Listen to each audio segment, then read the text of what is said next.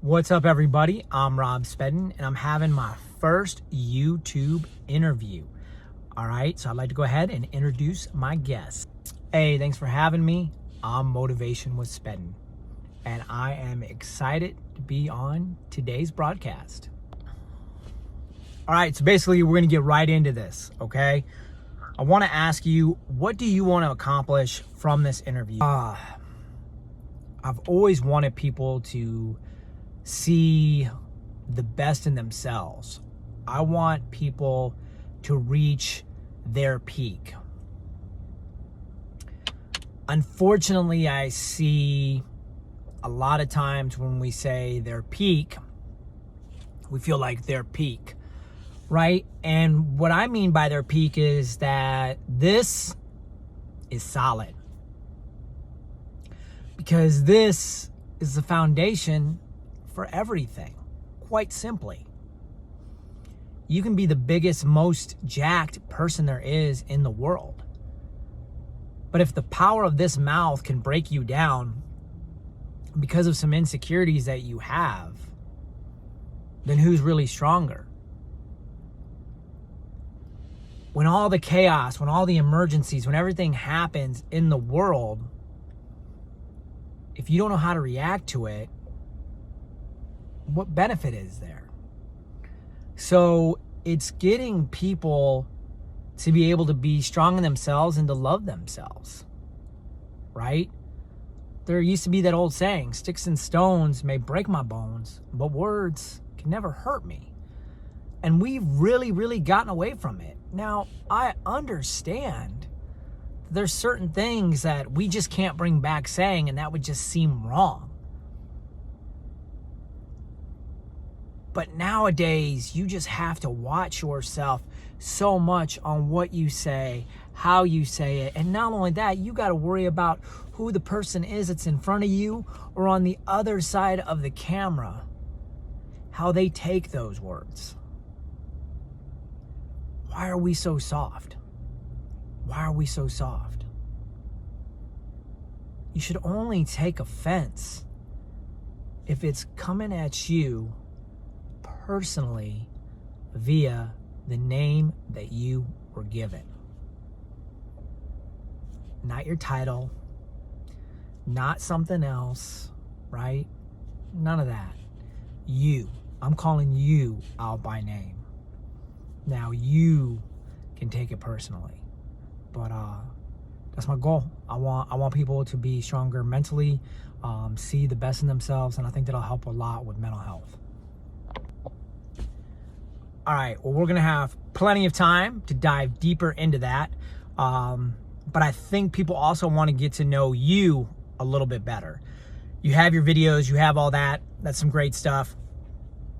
But who is this guy? Right? Who's this guy that we're just throwing out there? So I'd like to ask you, what are some of your greatest memories before the Marine Corps? I would say, if I were going to take my greatest memories, or just take the times that I replay the most, or wish I could just get teleported to, is at Debbie's house with my best friend Steve and all us boys playing basketball in the yard. And let me tell you, when I think about it for real, if you were to go see her driveway, like, that's a definition of go hard. Like, that's a definition of go hard, right? That is some South Omaha boys playing basketball. But the other thing about it is, I don't know, they'd have to correct me if I'm wrong, but it was two car driveway, right?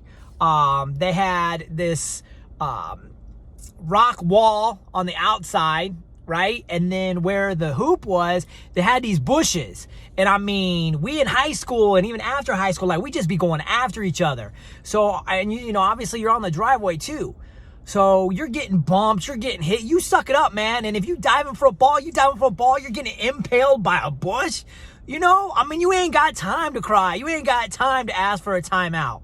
Like, you back in the game or you not. Like, this is what you had to do. And then we were also by the road sometimes. So sometimes that ball goes out and you like, am I going to try to save the ball with a car coming with the street?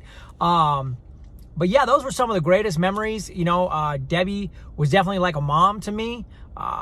Especially with everything that went on with, my real mom and my stepmom. And that's for one of those other interviews down the line, if anybody ever wants to really know more about that. But Debbie, I really appreciate it.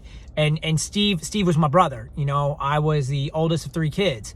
So it's like, there you go. I wanted a brother. The first of my siblings was a sister. So there you go. I got a brother. But that is some of my best memories, and definitely got to learn on how to be tough, right? You just getting smacked up, and that's what you got to do. What would you say on the flip side? What is your biggest regret before you joined the military? Man, biggest regret. It's hard for me to say that, because it goes back to how I began this conversation and on how I want people to see the world. I have a lot of regrets, and those regrets are more recent. And I'm hoping with those regrets, I can do with them what I was able to do with my past ones, which is they're really not regrets, right? If not for what those situations were, it wouldn't lead me to where I was. If I could go back and change things, I wouldn't, because if I did, I don't get on the path that I went to. I don't accomplish the things that I wanted to. I could sit there and say, I regret that I was given the opportunity to be the house MC at Funny Bone, and I could be possibly touring the local Midwest or some other areas as a stand-up comedian. I could be doing that. There is a real possibility that could have happened. But I don't think that's my calling. I don't. I hope that someday that I could maybe perform stand-up again, but right now, that's not the direction or the attitude. I'm going to use my comedic skills for some other things that I want to do, but yeah, no regrets. Just like that sweet tattoo. All right, so then we'll just go ahead and get into the Marine Corps. What is your best professional memory or memories that you had while you were in? A lot of people are probably not going to like my answer. They're going to probably be defensive of it, since I am trying to push forward and, be progressive when it comes to, mental health and getting over things in your life. But I'd have to say taking the oath of enlistment on the yellow footprints at Parris Island with my ex-wife. Because to me, that symbolized so many things in my Marine career in one day. Because the officer also that was doing the oath of enlistment, her and I had been deployed on Special Purpose MAGTF. So it's like just sitting there in that one picture. They say like a picture is 1,000 words, right? So that's why that was so much of a moment for me. You have this officer that represents deployment. Now, I had multiple deployments and I loved nothing more than deploying. So there it was. There was deployments, right? That's the officer. You've got the yellow footprints, which is the first step on being a Marine. Now we're at Parris Island, which I had never stepped on those yellow footprints because I'm a Hollywood Marine. So now I had been able to get in even further and done stuff, right? But you're at recruit training. You're at the beginning. On the next to me is my ex-wife, who I met through recruiting. I know, a lot of red flags, whatever. If somebody wants to have more questions, that's another one we can deep dive. If you want to go there, we can do a live, we can do an interview, anything you want to say. I'm an open book, right? But it's also knowing her journey and everything that she went through to get there and to make it, and I couldn't be more proud of her. So it was just like, I look back at that picture and I'm like, that is a moment in time like that. It gets me, and it's my proudest memory. It obviously sucks on who's in the picture, but I mean, it is what it is, right? I can't change that. All right. So since being in the Marine Corps and everything else, what is your best personal memories since being in the military? There's two major ones that play a big part. The first one is being out in Italy and having my little brother come out for his 19th birthday, and we did 10 countries in 30 days. Like, that was a great bonding experience. That was fun. That was mayhem. That was absolutely great. And again, it goes back to like regrets or, you know, everything else. And it's like, at the end of the day, I wouldn't have had those opportunities if I had not become a United States Marine. Like, and I think that's what bothers me sometimes when I hear some people, you know, get out and get disgruntled or do whatever. It's just like, you know, there's dreams that I wanted to chase possibly before and all that. But it takes hard work, and there's not a guarantee that you're going to get the opportunities that you may get in the military. You know, I may have become, you know, a comedian, but unless I become a major comedian, I need to be working pretty much every single night just to make ends meet. So yeah, I'm doing the comedy dream and I'm having fun, but I can't take my brother out to Europe. You know, but as just a basic Marine, I sit there, I got my 30 days leave, I'm getting paid, I'm out in Italy. It was a blast. My second one would be, as far as personal, is, I mean, it's not even my second one. It's kind of a couple or whatever. It would be the 2 times that I got married to the ex. We did a courthouse, and then we did a family one.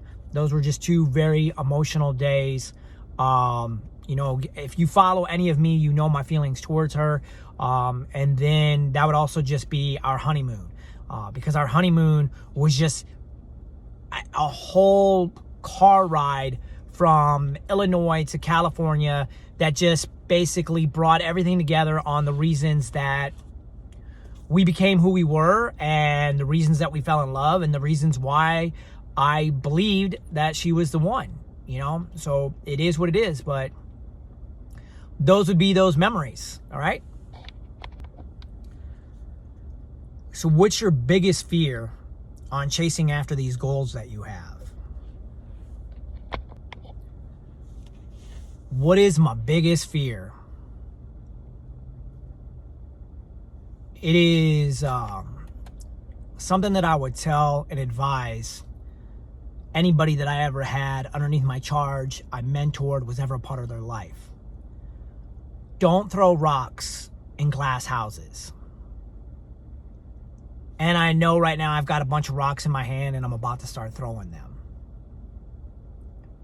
And I'm just scared of the cuts that I'm going to receive from the glass that's going to be shattering around me. But for my own mental health and everything else, I can't continue to hold back. But I have skeletons. Like, I'm Monica's closet from Friends. And the only way people don't know those things about me is people have not spoke up, right? But what's to say that they won't speak up? And I could talk until I'm blue in the face and say, I'm sorry, I honestly am sorry. I'm doing everything in my power to be a better man than that person that you ran into at that time. That doesn't take away the fact of those things have happened. It doesn't take away the fact that we live in a cancel culture. It doesn't take away the fact that people sit there and say, let's strive for forgiveness, when really ain't nobody really want to forgive. They just want to find a way to bring people down. And it's crazy to me that they want to do that. Because since the beginning of time, if you want to get into some deep thoughts, I mean, we only human. You are the only one that's making that person above something than who they are. We all just people. I put on my pants just like everybody else. I put on, you know, my shirts just like everybody else. Like, I'm no different than everybody else, right? You know, I mean, it is what it is. So it's like, if my gift is to be able to get here and talk online, and I can motivate and I can do better in people's lives, you know, I don't see why, you know, and now if I'm being a hypocrite, I understand. And then let's have discussions. Let's talk about it. Cause I'm not the angry orange man. I'm not gonna automatically call you a liar. I'm not. That's not who I am. I'll be like, all right, like, let's talk. Let's talk it out. Let's call a spade a spade. But that's why I say don't throw rocks in glass houses. Because realize at the end of the day, I'm not trying to be hateful. I'm not trying to hurt your feelings. I'm trying to get you to build and be stronger so words don't hurt you. That's what you have to understand. So that's why I'm again saying don't throw rocks in glass houses, because if you come at me sideways, all I'm going to do is continue an escalation of force. And if anybody knows me, I don't throw hands. That's not who I am. I've never wanted to be about that. Even though I'm Marines, that's not who I want to be. But I've been called Yoda, or I got verbal judo, whatever. And especially in today's social media world. If you got something online, I'm digging, dog. I'm digging. And I'm coming all full steam ahead. And I'll be like, whoa, do you want to go there? Because this is where it was. Or if it's someone that approaches me about something I did wrong, I'll be like, whoa, my bad. Do we just want to squash it though? Like, I'll take the L. I'll take the L. Or do we want to go back and forth and say what you did? Right? And that doesn't make anything excusable at all. That's not where I'm going with all that. I'm just saying that there's only one person that can forgive. I'm not getting on some big, you know, spiritual speech, but I'm just saying that's where it's at. But yeah. All right. Well, I mean, let's just go ahead and jump right into it. Right? Let's just do it. You got out, right? And if we've been all following your page, you discuss all the negative things, the toxic leadership, everything else going on in K-Bay. But I don't think we really know too much on what you were charged with or what happened there. You know, so you're only kind of hearing one side of the story. That, you know, sometimes that maybe is the reason why you don't get the following, or you do, or people might think you're a hypocrite also. I can respect that. I really can.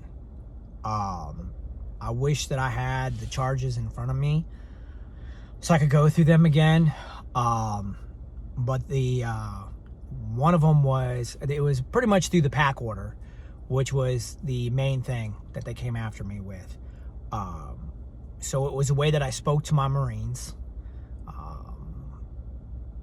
I guess being cussed at, saying some language that shouldn't have been said. We can agree to disagree all day long.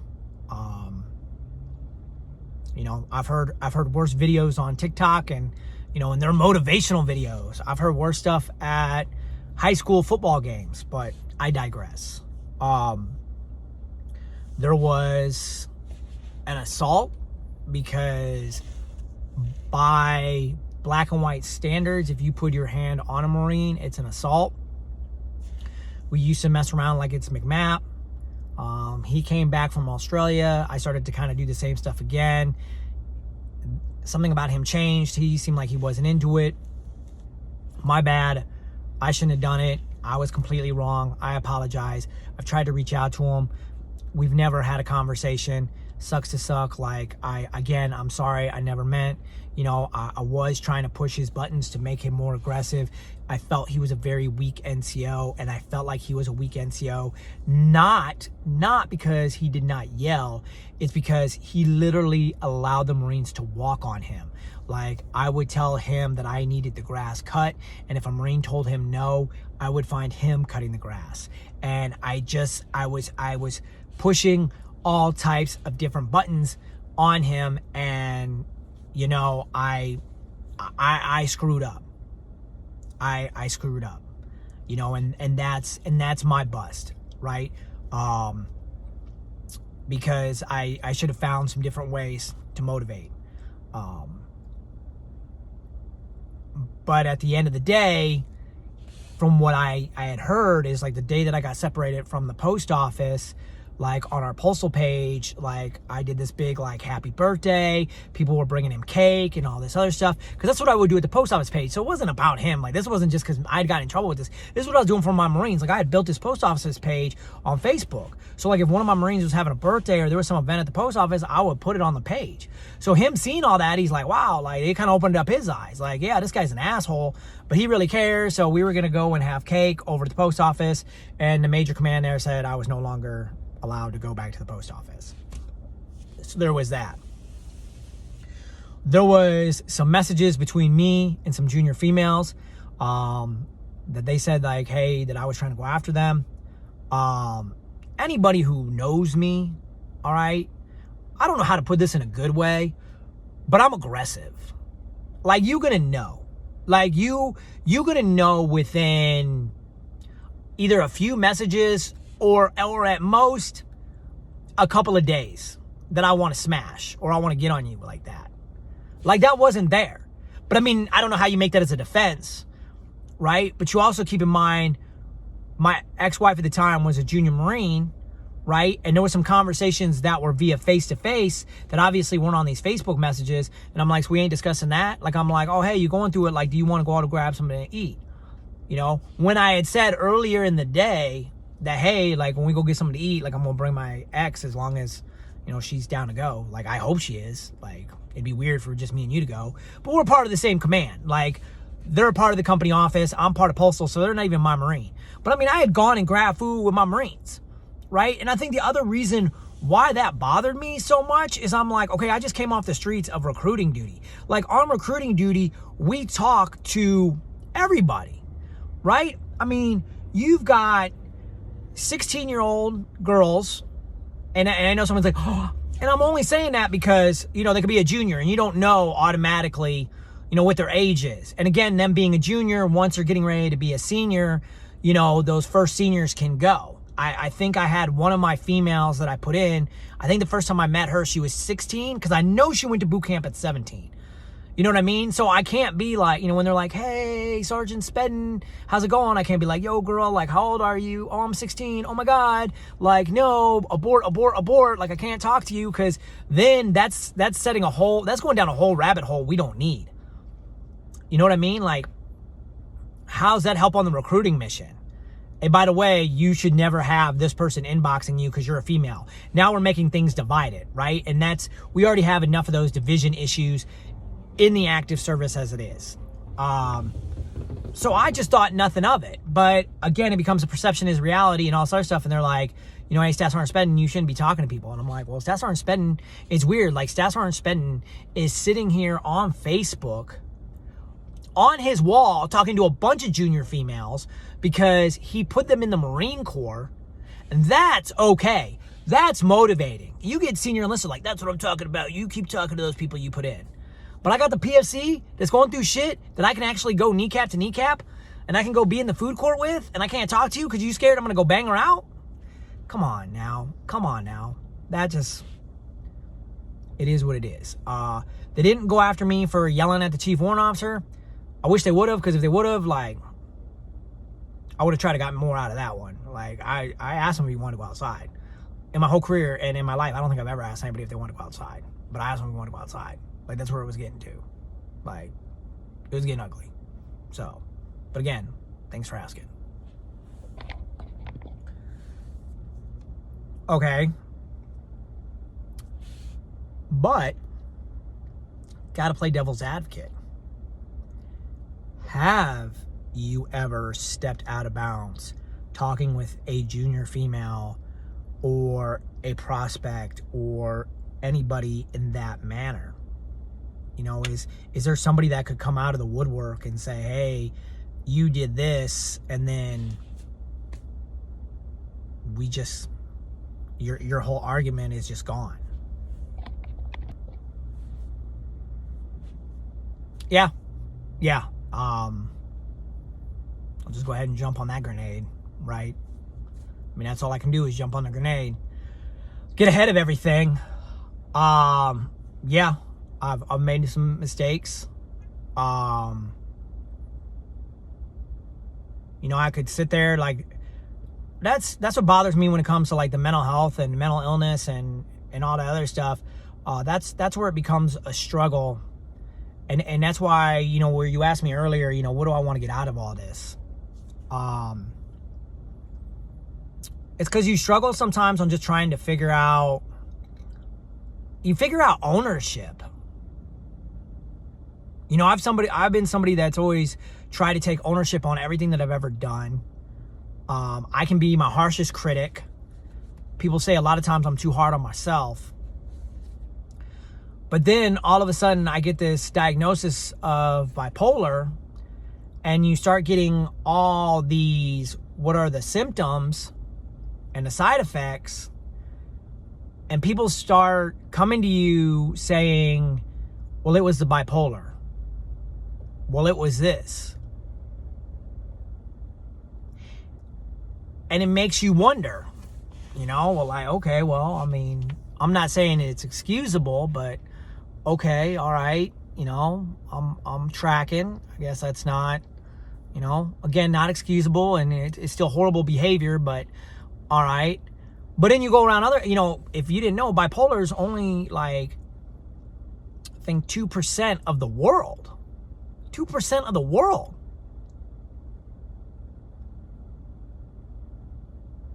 So when I've got peers doing the things that I did, are we all bipolar and we just aren't getting diagnosed?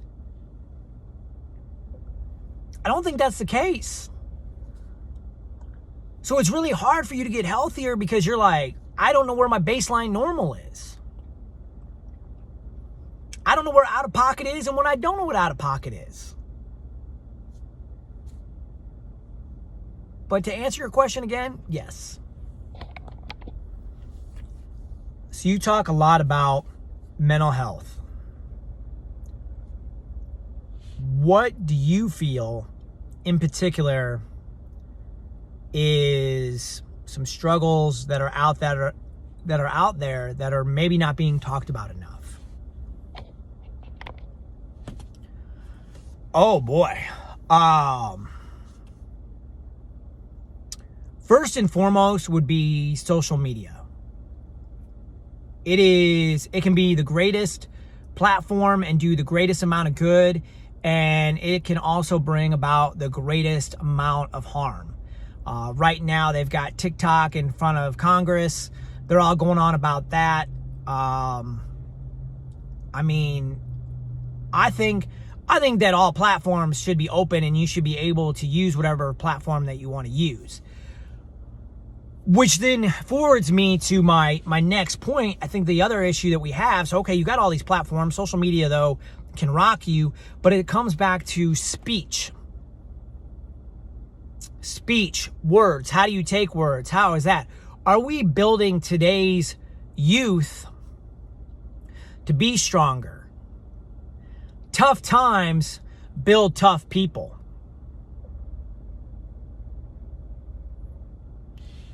And I believe now we're struggling with a lot of things because we don't know how to deal with the emotions that we have. Because I think sometimes we don't even know what it's like to be, like, I'll use an example. I can only speak for myself. Like, what is it to be a man? You know? Am I a little bitch because, like, I feel some type of way that I'm still, after 1 year, really hating that I got a divorce? Like, should I go have sex with the whole freaking world and be a real man? Is that what I should do? Is that who I should be? Or am I just some sensitive bitch? But at the same time, that guy that talks that way, it goes back to some things I said earlier that comes back to that verbal judo. If you've got some insecurities, I can push your buttons. And I will tell you that if you can get anybody in this world to raise their hands up or to pull a trigger, that's showing you how powerful this is. And see, that's why I choose not to use this or to use this. Because I understand how powerful this and this really has. And this right here actually controls this and this. And I think that's what's not talked about enough. What is the real power? Because if I can get you to want to come and knock on my door, if I can get you to want to have to do a death threat on me, that says I'm living rent-free right here. Now, what do I do with that? And that's all it's about. It's people gaining that power back. It's about people being strong and confident in themselves.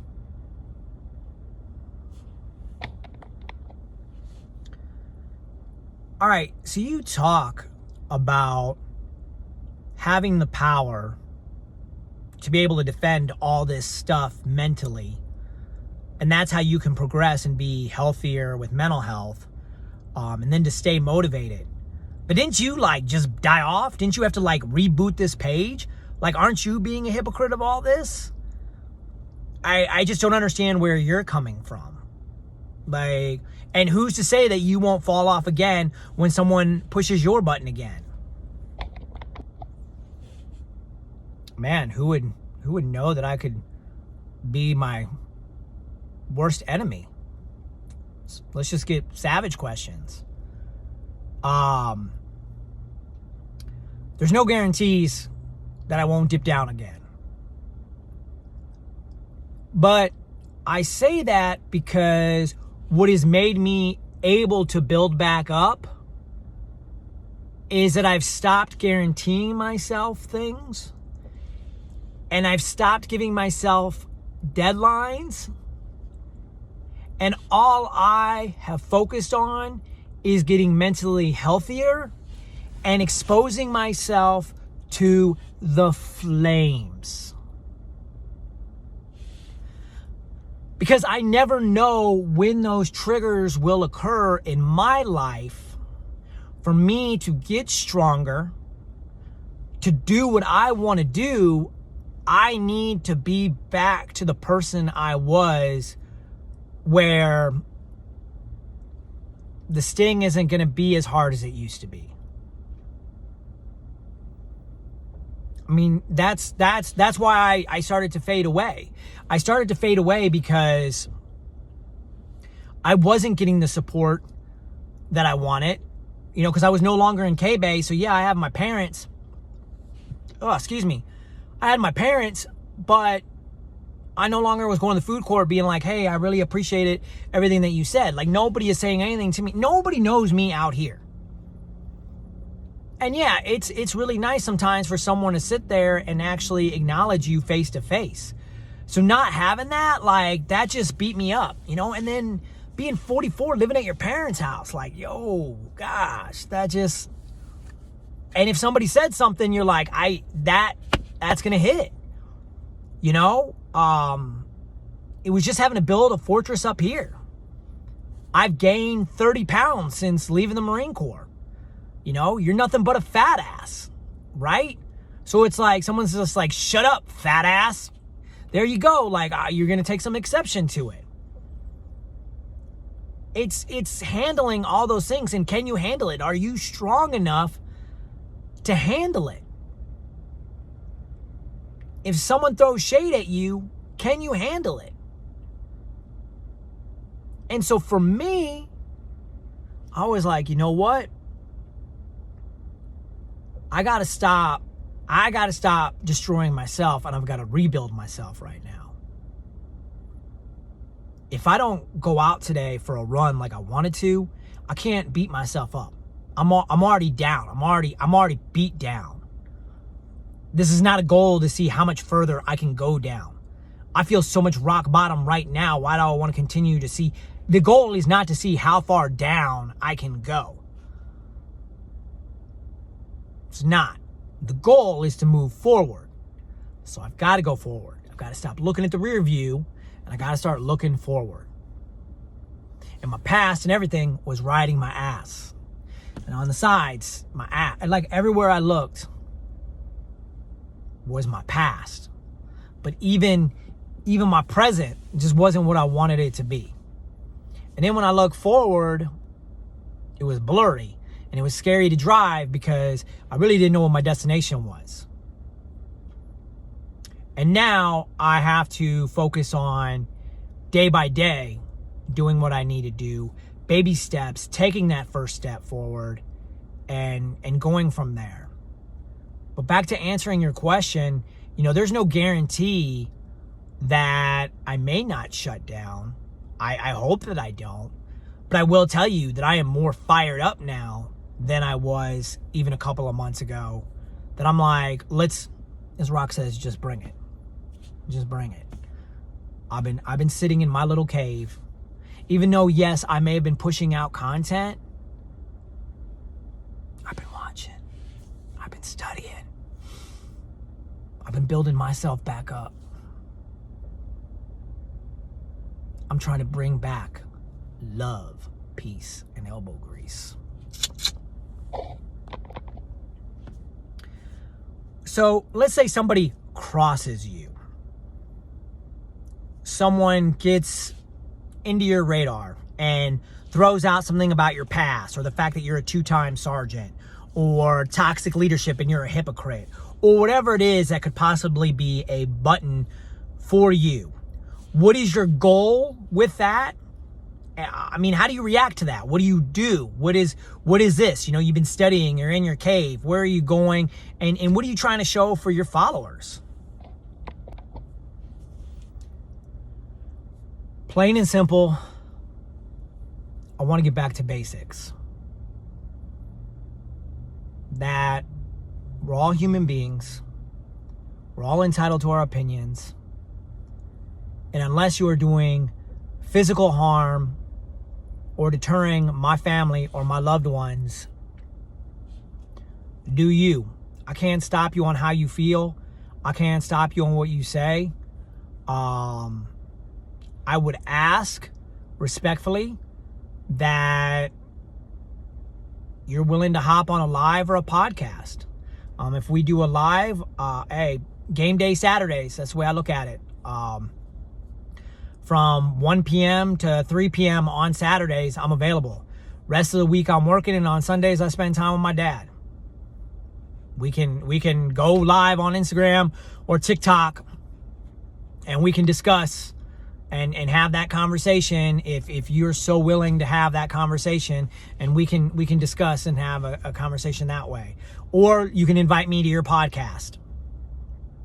Because I think those conversations would go a lot further in the mental health genre and also in the veteran genre.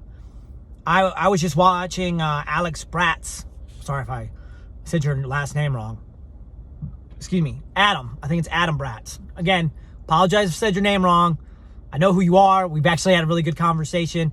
Met him off LinkedIn. But he was talking about, vets eating their own, like even on these groups and everything else. I couldn't agree more. One of the things that made me join the Marine Corps over any other branch was it was more of a cult than any other branch, and it was that brotherhood or that sisterhood. So it's like, that's my goal, is bringing that back in, that at the end of the day, we can say whatever we got to say, but we end the conversation with Semper Fi. And that's where we go. That's it. You know what? And that's how we leave it when we're talking about other people, when we're having those conversations. Hey, did you hear so-and-so said this about you? Yeah, man, whatever. That's a bunch of yeah. But they are Marine. I thank them for their service. Semper Fi. That's how I think it needs to be accomplished. And I also think that it needs to be accomplished where we try to work on our escalation of, raising our voice and all that. like I said, I mean, will I come out at you and say some savage stuff? Yes, I will. If you want to go toe to toe on some savage stuff, again, I mean, but it's also what's online. If you got a private profile, or you've got one of these, like, you know, accounts where you hide behind just a picture and you fake, then yeah, I can't do nothing about you. All right, I can't, because, you know, you're not going to show yourself. I know nothing about you. So yeah, you got all your ammo and you got all that. You're a big bad dog, but you know, that's how it is. Which reminds me, that's an issue that I have too. And I want to get that out there. All right. In particular, I'm going to call them out. Bastards of K-Bay. So Bastards of K-Bay is this big page in K-Bay. I mean, pretty much, if you're like, I don't know who doesn't like look at Bastards of K-Bay. You know, it's pretty much the whole base, you know, and definitely the enlisted. They can be hilarious. They can do whatever. Well, I'm going through my mental health stuff. I know how they come off as being funny and all that, but I mean, they're like, you know, TikTok Boots and all these other pages where, you know, they've got a picture of their little emblem, you know, but they don't have a person. They've got somebody that's saying stuff on the comments, all that, but again, not a person. And I was like, hey, maybe we should meet up, try to collaborate, do some other stuff, because I had like some of the senior enlisted really liking the content that I was putting out. But I also had junior enlisted because I was the staff NCO that during, you know, my SDO duties and stuff like that would go at the barracks and talk to these Marines and do everything. And I felt like I had a pretty good pulse with the Marines that were on that base. So it's like, why don't we collaborate? Like I'm saying now, why don't we collaborate? Oh, I don't collaborate with nobody. Okay. I mean, maybe you even just like, let's sit down and we meet and you at least say that I'm the real deal, because I don't know, I show my face because I'm not a bitch. I'm not a bitch. I show my face. Bastards of K-Bay. But you a bitch to me. You a bitch. And you for the grunts. The grunts? Man, I'm a postal. I'm more grunt than you. I've probably been on more deployments than you've been on. Probably been on more combat operations than you. I don't know that, because you never would sit down and talk with me. And that's all that I need to say about you. And that right there pushes one of my buttons. Because these junior Marines look to your page for fun. They get some laughs. They get all that. But who's there when they crying in their barracks? Who's there when they want to jump off the third deck?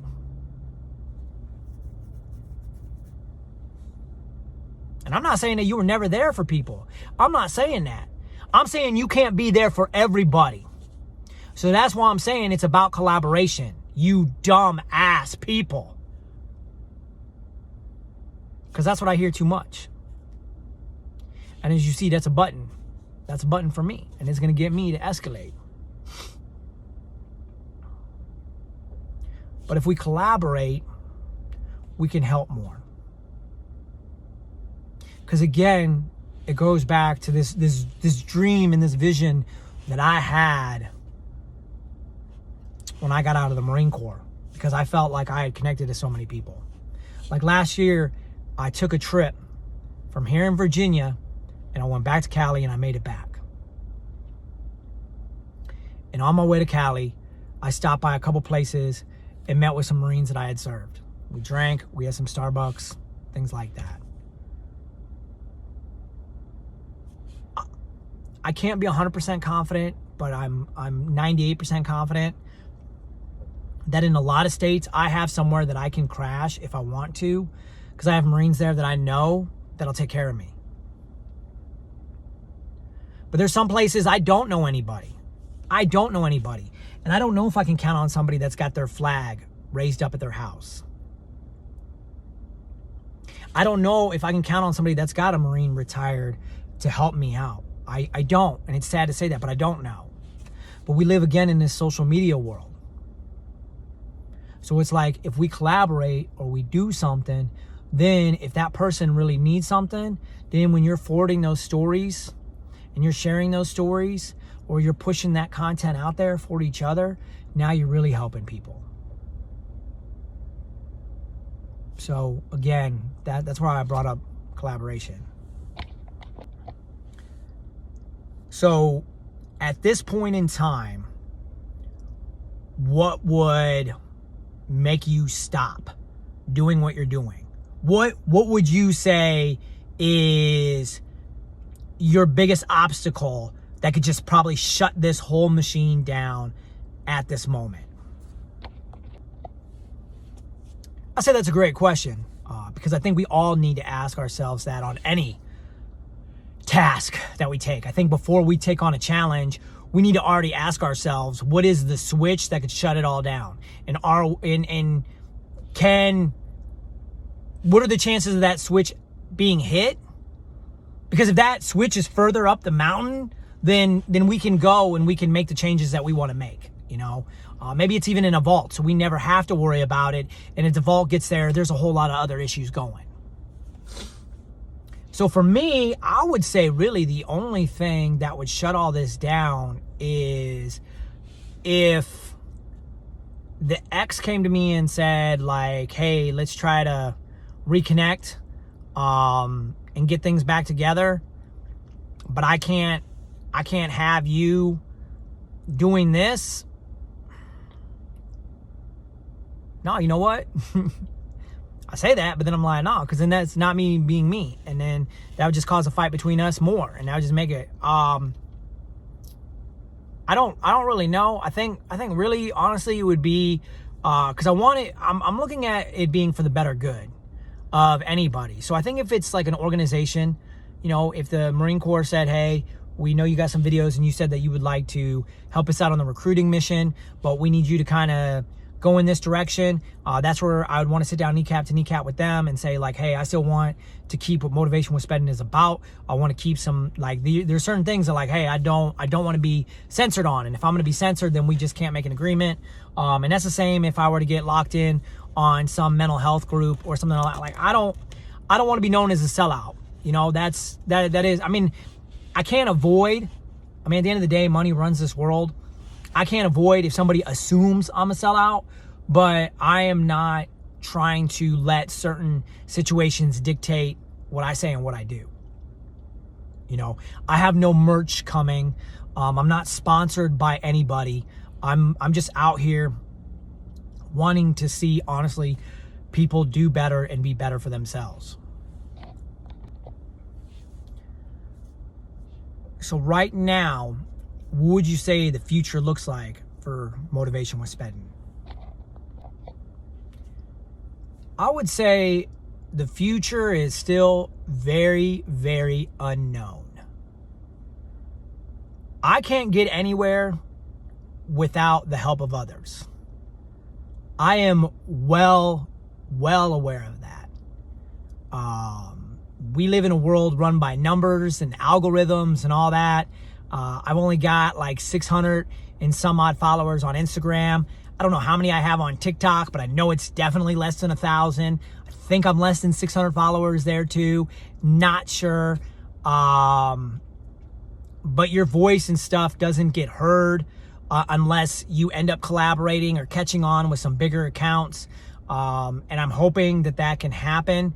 And it's only wanting that to happen just because I want another voice and a different side of the aisle trying to bring the olive branch over the other side. You know, when I'm watching a video today where, you know, the guy's like, oh, for me to deal with the fuckers, I've just got to be a stronger fucker. And I'm like, but do you? Do you? Because I already know your buttons. I'm not trying to be an asshole because I actually get along with you. But I'm just saying, I know your buttons. And I could and get them launching. Just saying. That's why I bring up is this. And then we also get back to having respect for one another. Respect for people's differences, respect for people's cultures, just being out there being good people. And learning to not take things so personally. And not being fired up by hate and getting, there's no need for it. There's no place for it. There really isn't. At the end of the day, there isn't. So, the future, it's all up to you guys that are watching this. I have no control of it. I'm going to continue to do work. I'm hoping in a year to be out of my parents' house. I'm just trying to pay out some bills, man. And there ain't nobody trying to chase after Rob Spettin right now. Ain't no girls hollering at me. So, man, I ain't got nowhere to be. Ain't no thing to do. So I'm just going to continue land surveying, right? But I want to see a better world around me. And I want to see people doing better.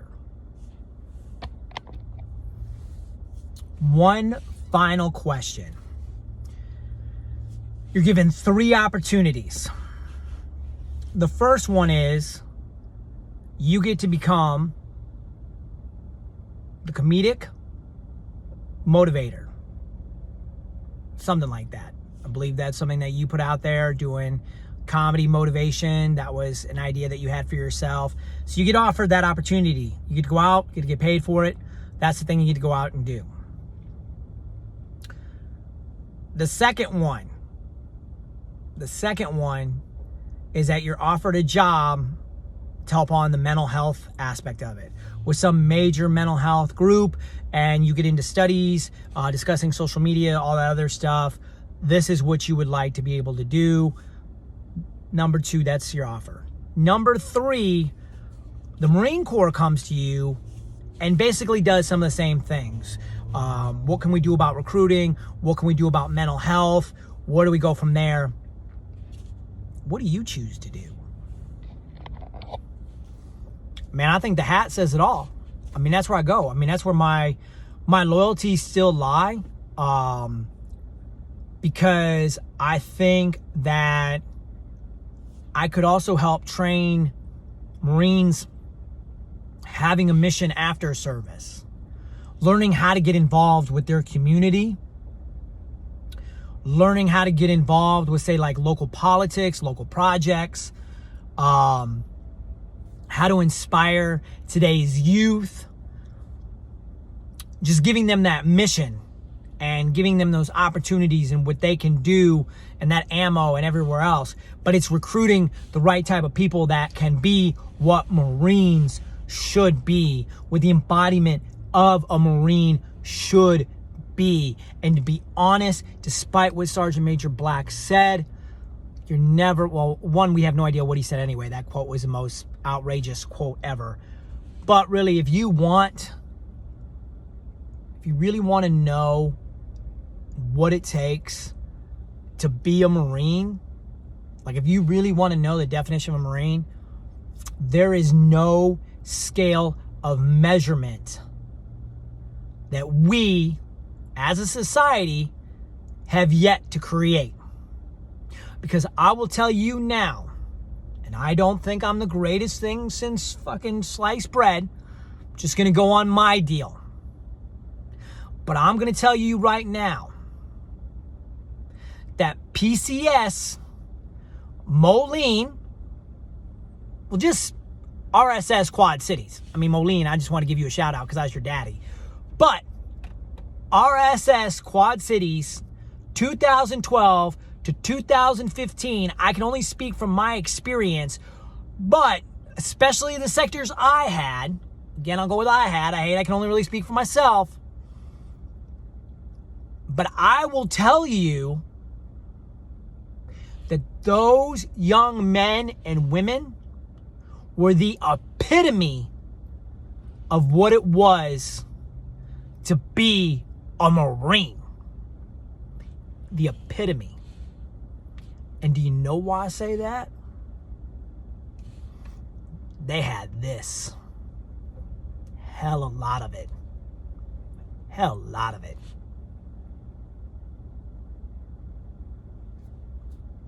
Some of them couldn't PT worth a shit.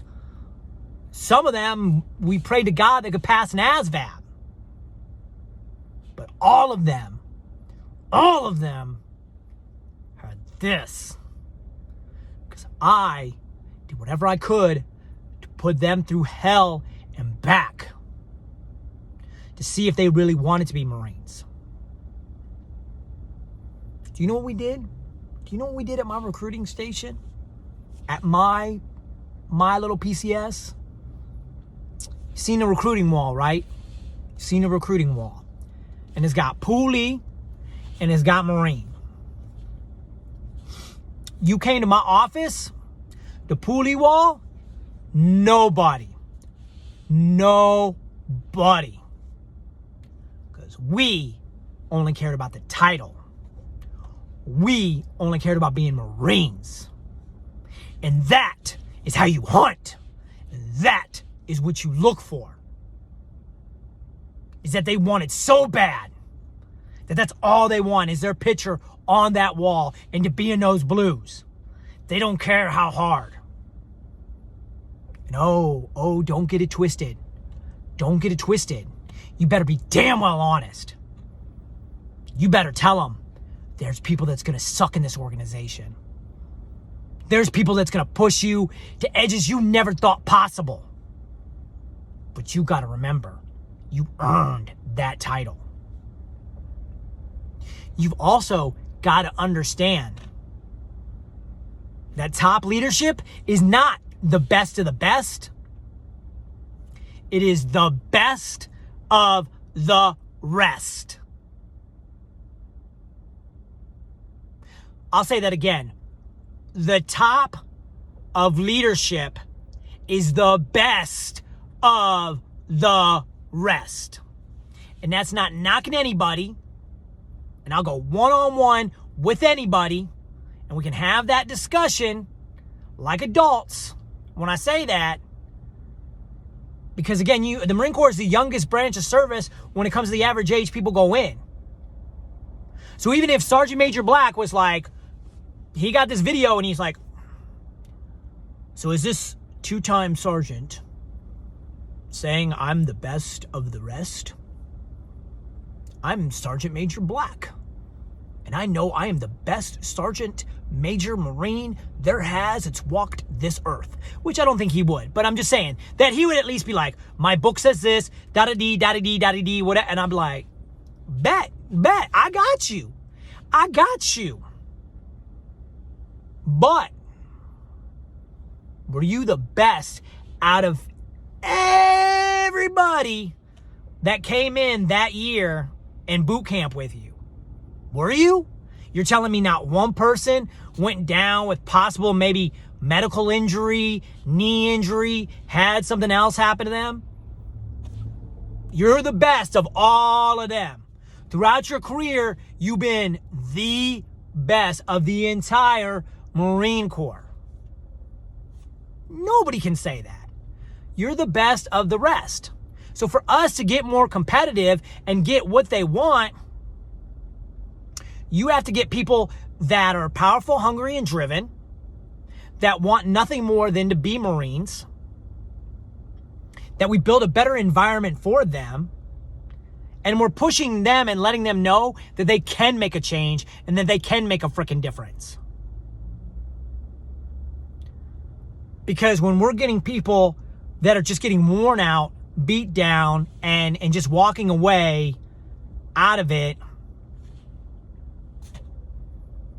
we're not having the right leadership that we need to do. But like I said, that's where my home is. So yeah, as you can see, my little passion on the Marines. Well, thank you, Motivation with Spedden. It's been great. And it's kind of funny because we talk about mental health. So having a conversation with yourself is pretty freaking interesting, isn't it? Peace!